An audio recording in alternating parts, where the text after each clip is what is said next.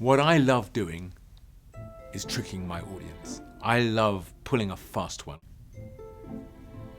Magpie Murders begins with a murder mystery very much in the style of Agatha Christie. So we're in 1955 in a British village. There is a lord of the manor. There is a housekeeper who falls down the stairs and breaks her neck, or was she pushed?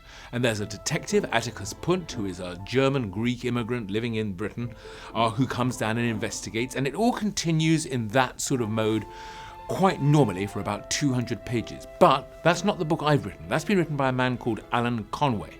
And in the second half of the book, we move to the publishing house who are about to produce this book and put it into the shops. But they've got a problem. So the first is, the writer is dead.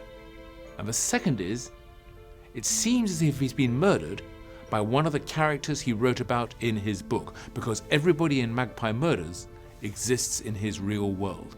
So what you're getting in Magpie Murders basically is two whodunits for the price of one, where the solution to the book itself is somehow in the real world and vice versa.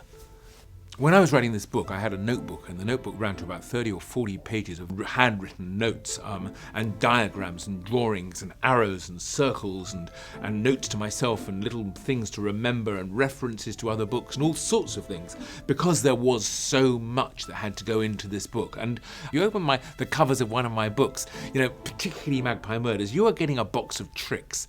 And what I love about this book is that actually you sort of could solve it. That is to say that the motive for the murder, and therefore by extension the identity of the killer, can be found on page 1 of the book. And I have said this before, I've said it many times, and nobody has believed me, but people who have read the book have come back afterwards and said, yeah, it was there, but we didn't see it. And that's a sort of sleight of hand, that's a magic trick which I enjoy.